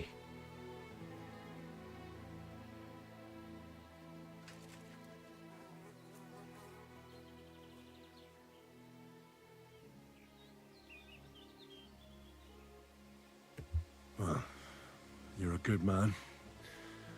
You deserve an honorable death. A commander should fall with his men. You're in for an arse kicking, you piece of shit.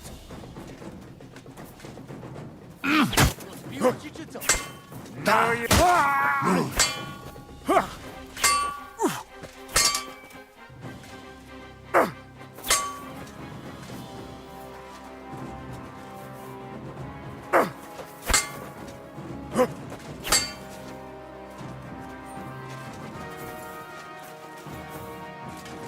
No mercy!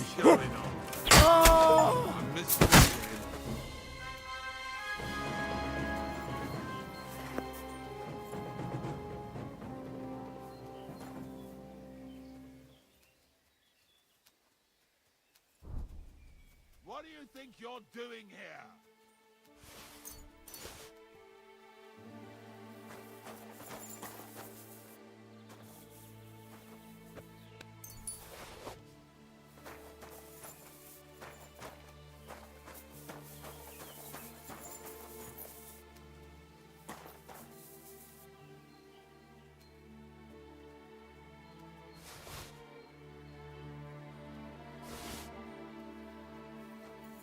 Hữu bích dài của nó vẻ là ngon hơn cái của tôi này.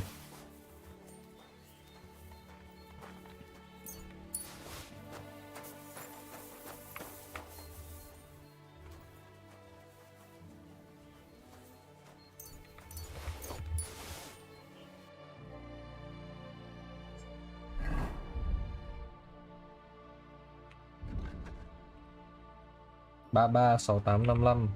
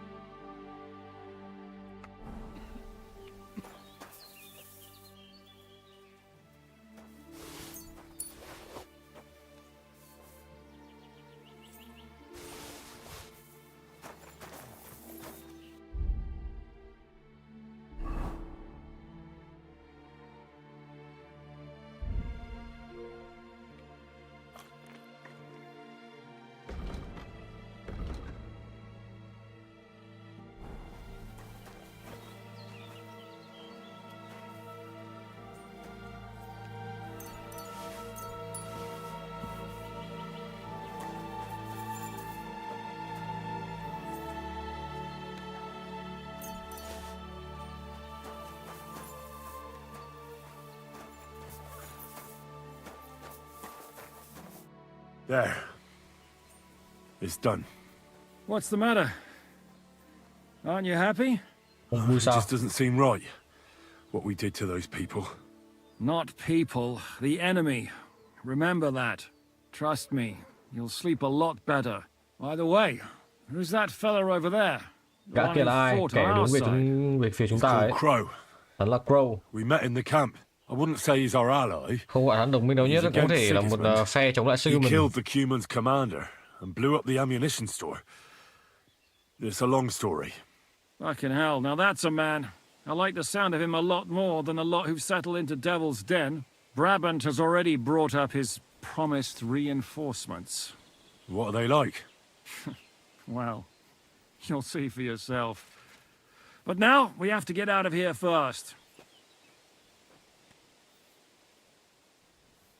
The sooner we make ourselves scarce, the better.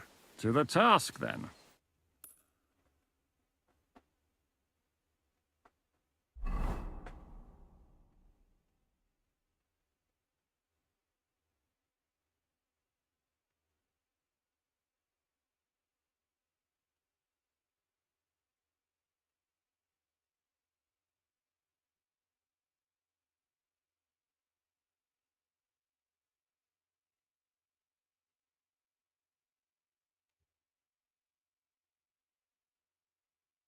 Seems like we poked a hornet's nest with that ambush, eh? We did. And that means the Devil's Den won't be safe much longer. Another reason not to stick around there and attack Malashov. Well, we're in luck. Ada's just returned from a scouting mission, and he says von Murkov's at the castle. And what about Brabant's men?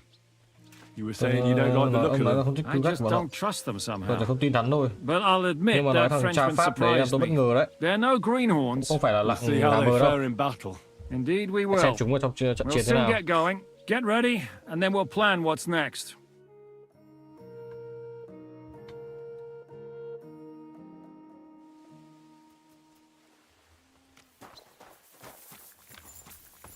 What is it? Do you need something? Are you coming with us to Malashov? And what would I do there? What's wrong? Are you upset? Am I supposed to be happy? Ah, for Christ's sake, you're all the same. Why do Bận I tâm làm even gì nữa, bother rồi các trying? rồi các anh They'll all sẽ just bị end giết up hết rồi. getting killed. If you're talking about that plan, well, Jan still thinks it'll be easy to capture von Berghoff, but I heard what Ada said. what did he say? That Otto von Otto Berghoff von has có cả that pháo đầy fortress lính full thuê of mới fresh đến. mercenaries, armed to the teeth. Vũ khí tận My răng. God! I should have slit his throat that time I had the chance at Trotsky. Mọi thứ không tệ đến vậy đâu. Don't worry. It won't be that tough. Brabant mustered some experienced men. It'll be easier with them. Men! Men! Như thể mọi As thứ if trên trời xoay everything- quanh There's a quanh vậy. war on. We have to fight. Have to? You have to keep killing? Look, I just wanted to... I don't know what you want. I can't figure you out. That makes two of us. What's changed? We've been fighting the whole time. Nothing's changed. Mọi chỉ việc mỗi ngày trôi qua anh lại liều Except lĩnh that thêm một with chút. every passing day, you're risking more and more. Chỉ là đừng cố mà chết đấy Henry. Just try not to get killed, Henry. In the meantime, I'll wait at the fortress in Sukdal. That's where we'll meet. So, mon ami, are you ready to go and capture le seigneur von Berghoff? Me? Yeah. Ne t'inquiète pas, mon ami. Le seigneur Morgenstern, Who is this? c'est un bon ami à moi. We met years Gặp nhau nhiều ago trước at tôi the chặn. estate of the Duke. Can he be trusted? Le chevalier Morgenstern is not only a warrior. Yêu tốt But- lừng danh. How did you find... Pendant que vous étiez chez lui, I went to Kuttenberg. Tôi đến Le Kuttenberg. chevalier Thì Morgenstern chúng ta từng was theo with Sigmund Sigismund. nhưng từ chối bỏ. The king has run out. So he's just an ordinary merchant? Not Không ordinary. chỉ He's a là anh renowned trai tầm thường, là một con condottiere tiêu. Where does this... from Broswig. His Có tên hắn ancestor cho hoàng fought đế for ra Emperor. đây Why đấy. is he earning a living? C'est une triste histoire. He lost Mất đi nhiều considerable đất đai. estates due to his... So he became... In truth, it was more his passion Để for... đến chỗ suy vong. Bien sûr. Where does the name... That is simple. My compatriot, one day, I shall tell you about my Bây giờ cậu muốn place. nghe chuyện Or Pháp. would you rather hear? Arrest? And so it was. That is where Enguerrand arranged his out of nowhere. The enemy Anh em vào đọc thì appeared on, Paul nhé. but I saw a gap in the enemy's main phalanx. I Để không sounded lao lên. un chevalier français. I reckon King Sigismund would... That was alors. I caught them by surprise. I hacked my attacks sowed confusions in the enemy's ranks. That incorrect, and that is how we won the famous victory at Terez. No doubt you had no inkling at Malashov what a night you had the honor to meet. A bold maneuver. Quite right. Just as Monsieur Chapon says, our don't... So you disobeyed your commander and left your Trái lại flank chỉ huy exposed. và để hở Your sườn. attack could have ended in a total fiasco. You were lucky the others came to your assistance and your entire force didn't collapse. Có vẻ như con I ghen tị hear and nhưng mà lính người ta cũng đầy but chịu you thôi. are Thôi still, được, ta thấy in rộng. short, Tóm I lại, saw no ta nắm bắt được thời cơ, opportunity and những took khoảnh khắc it. như vậy đôi khi quyết định Moments thắng bại. like What did your commander have to say? he made me a Sau knight xong ta làm hiệp and sent me sĩ, to the cử đến triều đình royal để báo court cáo to chiến thắng với I nhà reckon he vua. wanted to get you out of his hair. Do not talk nonsense. What other... Oh, it would take on the Italy surrounded, but just You... mais no, an absurd. As I rode, thinking, but while I saved, That is... But you were... I wanted, but as I say, stick close to me, Henri, on the With Providence, I came to the court because, but the king was, maybe I fought. How could you tell him if he didn't want to be disturbed? Ha! I climbed up Theo to các his ban công balcony into his lấy chambers, làm tàng and lo and nhiên, rồi behold, the lúc king vua was tinh writhing and niên tấn gasping công on ngã the xuống, floor. còn lại Wasting not a moment, I dashed over to him. In return, the king bestowed on me. Unfortunately, though... Well... Ông này chém gió nhiều quá. Tell me what happened at... It's nothing to be ashamed of. Oui, I suffered a combination of Trong số đó đặc biệt là misfortunes. kinh All at doanh đều không once. gặp may. You were... Of course, my birthplace gave... That is, all the ships he bought... Of course, he wrong, but my advice was sound. I told him as much. But... A sea voyage from... A risk, perhaps. A man must think... Big eye. Storms, pie... You should have tried the Baltic... You are right, but that is under... And Africa, mon ami. That is the land... Just imagine selling... Remember this? Luckily... En aucun cas. There's too great... She claimed that first, they Oh my grieved God. out of... Thằng này kể Even nhiều so, đấy. and if you Tell me... Bien. As a blessed... So, I had... That is how... You still have a lot. It was one half of... I could have... What was... We were out. They had long... I set off. When I arrived, I fell out of her face. I did not. That's nonsense. Oh. Hunting dogs are trained to go after game. They'd never attack a horse. You must have made the mistake and set them on the horse. Well, normally that would be true. No doubt they gave a misfortune, but the other... Tell me... Quite far. Then you saw there, above the Jew, but like every... How did... Leaving the court, I traveled when I learned that. So people... Bien sûr. I bought the abundance, and for a time, but even for how victory was stripped of my... Servaki... Where do you think? Perhaps I can communicate. I now... Thanks for sharing. What do you... Well, but a man... What do you... Le cheval... That...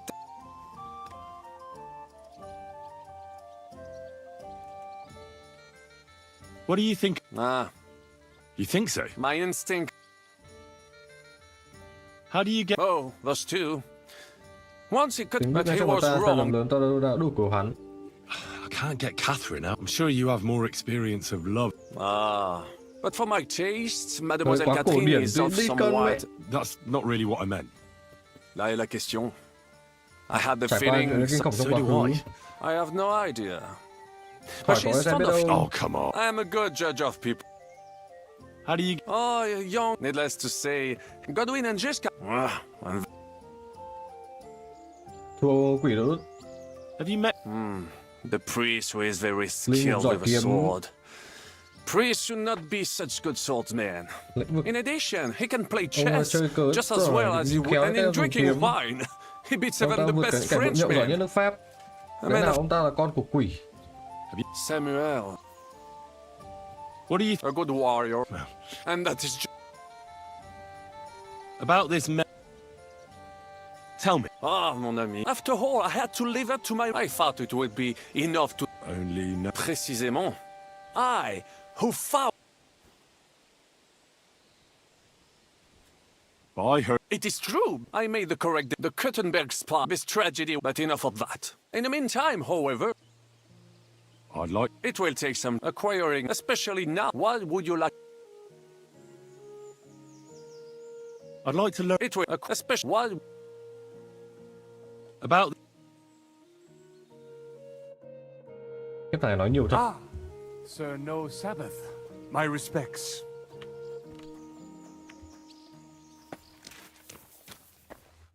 I assume you won't... Under other circumstances, but this is... It was he who had... So you want revenge? They plundered the Giết synagogue, tại murdered dozens of people. tôi thề I bắt will chúng trả play giá. with him like a cat with a mouse. Các thằng này lúc phải cầu xin được chết một cách nhanh chóng. I understand how you... I'm going to kill von Berghoff. Dù giết cao phản đối It nữa. was I who got the money for everything, so no one is... What about you? Otto von Berghoff deserves... So we see eye to eye on him. Aye. Von Berghoff is nothing more than a... And if there's anyone that can get him, then it's Giết cao và Shishka ma and the men. devil. Vậy nên hãy theo họ đến Maushov.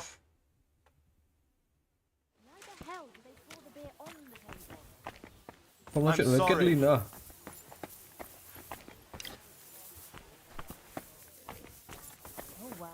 Xem ra là chúng ta sẽ phải chuẩn bị đồ đạc ở đây thôi.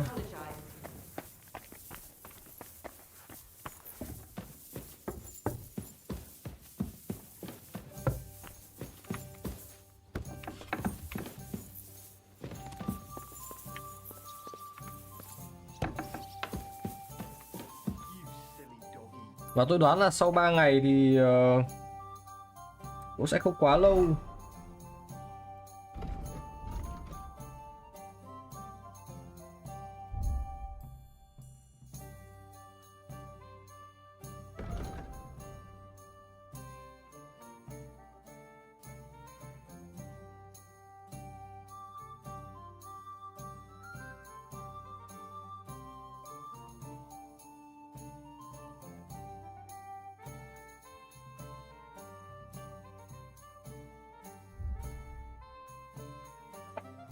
Trong che giấu ngón tay của chúa tại hang quỷ nó sẽ rất hữu dụng. Giờ phải chuẩn bị tấn công lâu đài Mao Shop và đi gặp Jixka.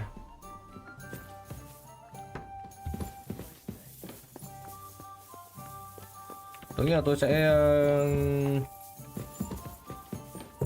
tôi sẽ làm nhanh một phát để hồi lại được cái chỉ số mà quan trọng của tôi đã. I'm sorry.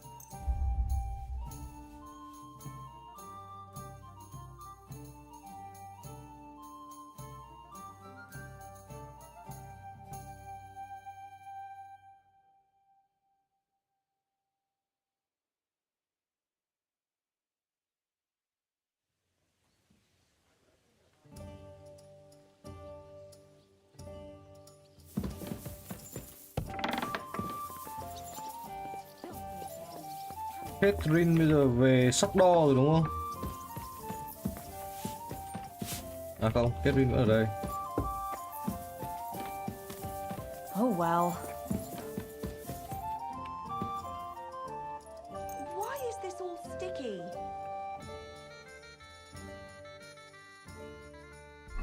Nốt đoạn này xong rồi tôi cũng nghỉ đây anh em ạ. Thank you anh em đã xem nhé. Bye bye anh em. Hẹn gặp anh em buổi livestream sau. Why the hell do they pour the beer on the table?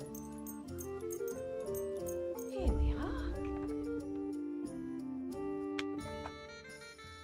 Mong như này sẽ đủ 3 ngày để nó hồi cái điểm skill của tôi.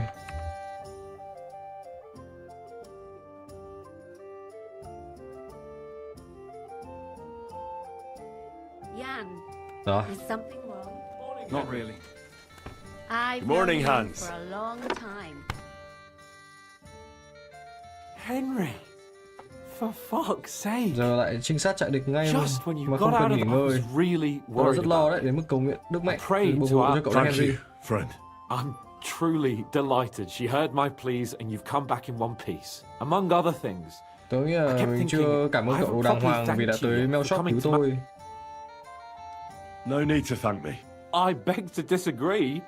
My brave, Tôi tung and gan dạ của first tôi. and foremost, be it Dạ, known cảm ơn tôi. that if you should Giê-xu ever rằng similarly find yourself in tôi sẽ cứu captivity, cậu như cách cậu đã I cứu tôi. swear before our Lord Jesus Christ that I shall come for you as you came for me. And secondly, Tôi muốn trao cho cậu một I thứ. have something here for you. A hunting bow that has no equal in the province. I hope it'll brighten your thoughts. It can fell the mightiest buck deer Hơn nữa and là nó lên với enchant câu chuyện many lịch sử đầy I'm thú vị. honored.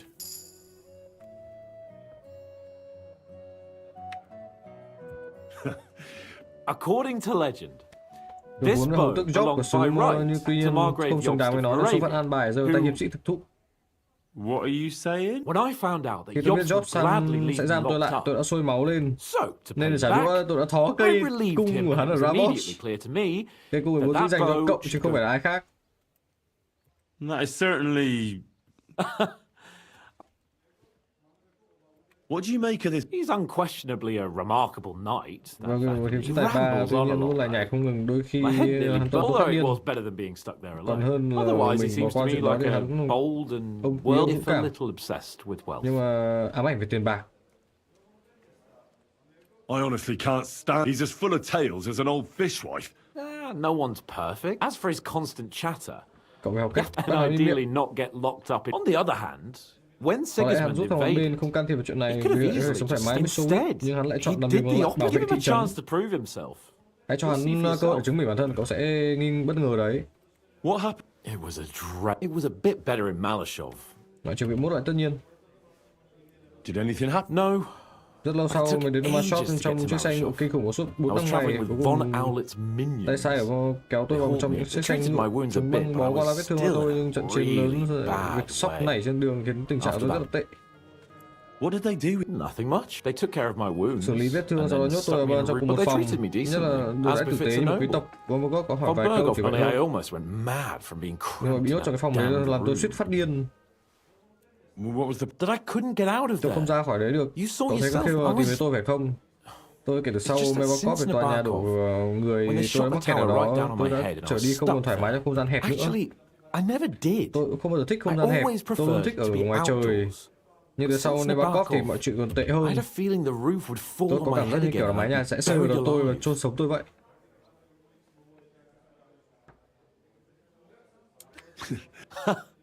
Tôi cảm thấy là mình lâu dài hoàn toàn mở rộng lớn thanh thang. Tốt nhất là không có đường hầm bí mật. I'm really looking forward to Tôi bắt đầu chờ lâu là cậu có thể nhắc đến làm người đại diện cho thành thủ đấy. Cậu xem một lò rèn để cậu thấy được như ở nhà. They didn't let you out at all. No. Tôi phép dạo quay phá đàm một chút nhưng cũng đã cưới ngựa 2 lần. Nhưng mà vẫn con mắt cứu vọ canh chừng không có chút cơ hội để trốn thoát. Ngoài ra phần lớn là ở trong đấy. Tôi rất sự vui là cậu đã ra cứu tôi khỏi nơi đấy. Về giam giữ quý tộc theo tuân thủ nhất định, không thể tùy tiện xóa xỉnh được. Nhưng dĩ nhiên là hắn mua thông tin. Cậu nói gì vậy hắn? Tôi không nói gì mà hắn không biết. Tôi đã giả vờ là một thằng ngốc. I only told him they sent us with that message and discovered. And did he swallow? I think he suspected I was bluffing. Tôi nghĩ hắn đã nghi ngờ, sau đó cố gắng bỏ tôi một thời gian, bỏ đói tôi một thời gian gây sức ép, nhưng khi hắn nhận ra không moi được gì, hắn nhanh chóng bỏ cuộc. Well, the main thing is, indeed. Why is it? Isn't it obvious? Pray in. Meaning, he is so not quite. Và có một trong thủ lĩnh liên minh chống lại nhà vua, nếu như một lãnh đối nhà vua thì phải ép họ làm như vậy. Và vua là cách duy nhất bắt Von Berg là cách duy nhất. Cái mà từ xưa tôi tưởng cậu không quan tâm chính trị. Zizka muốn chiếm Moscow, Mishka như nào. Nhưng cảm giác là chiến thuật thông thường lần này có gì đó khác biệt, đó là một tổng lực. True. Zizka kiến nghị, tôi không trách, sau trận robot Sigismund bắt đầu giữ người chúng ta, tôi tin rằng nhiều người khiếp vía bất cứ ai có thể phản bội chúng ta đều có thể phản bội chúng ta.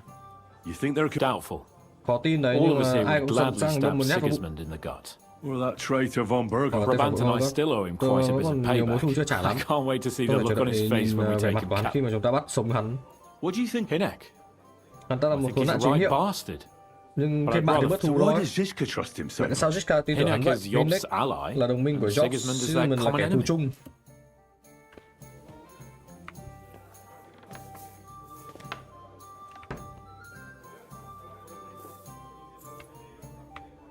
Tôi sẽ ngủ đến đủ 100 giấc và sau đó là lên đường thôi.